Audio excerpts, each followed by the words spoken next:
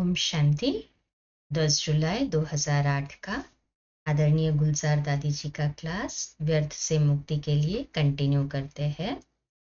दादी जी कहते हैं कि अपने मन को स्वच्छ बनाना है तो स्व उन्नति होगी। स्वरूप में स्थित होगे तो मजा आएगा। सिर्फ वर्णन करना माना ये तो मंत्र के जैसा हो गया कि बाबा मैं आपकी हूँ, बाबा आप सुखदाता शांतिदाता हो, परंतु इससे ताकत नहीं मिलेगी। ऐसे ज्ञानी भक्त नहीं बनना है।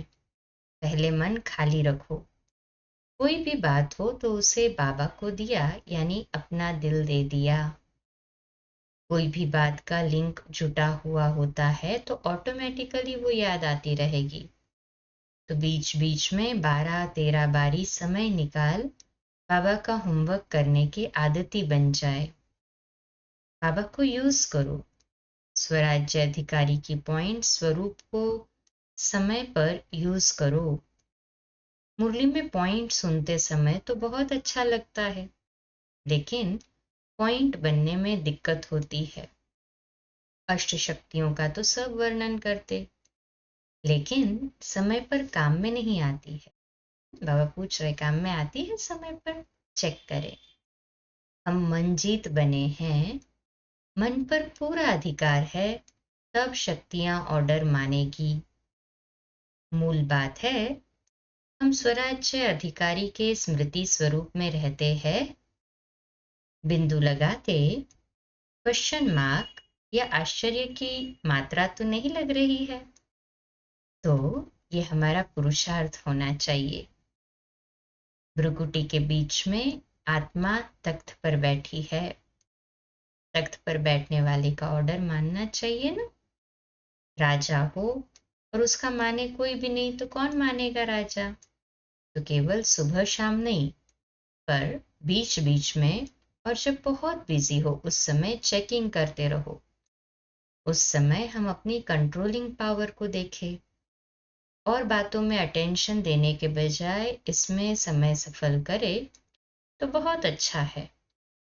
अगर हम मजबूत है तो हमें कोई हिला नहीं सकता। अचल अडोल।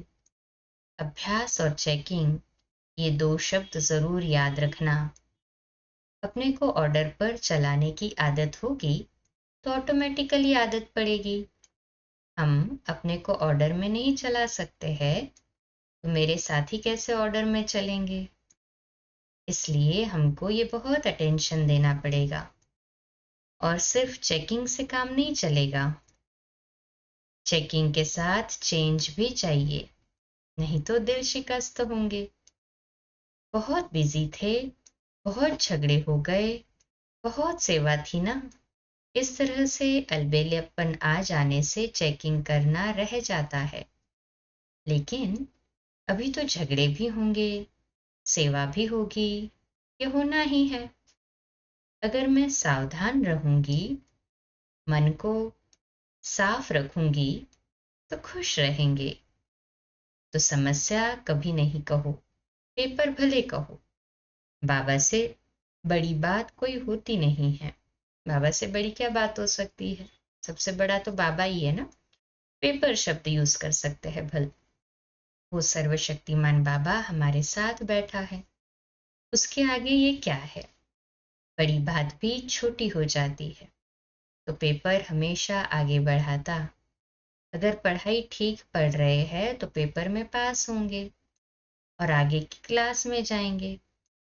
अनुभव के आधार से बच जाएंगे। ये है अनुभव का क्लास। आगे बढ़ना तो अनुभव सबसे बड़ी अथॉरिटी होता है। आत्मा, परमात्मा और ड्रामा, इन 3 बातों के अनुभव मूर्त बनो। इन तीनों में से एक भी काम कम होगी तो गड़बड़ होगी। इन 3 चीजों का पाठ पक्का चाहिए और अनुभव करते जाना चाहिए। इस अथॉरिटी से कभी कोई भी प्रॉब्लम हो, बाबा की मदद से सहज हो सकता है। हमारी एक आशा है कि आप सब यहाँ कंट्रोलिंग पावर को प्रैक्टिकल में लाकर देखो और बातों में नहीं जाओ। और बातें तो यहाँ करनी ही नहीं है। सभी बातों से किनारा करके अभ्यास करो। मैं आत्मा रूप में स्थित हो सकती हूँ। चलते हुए भी मैं आत्मिक रूप में स्थित हूँ।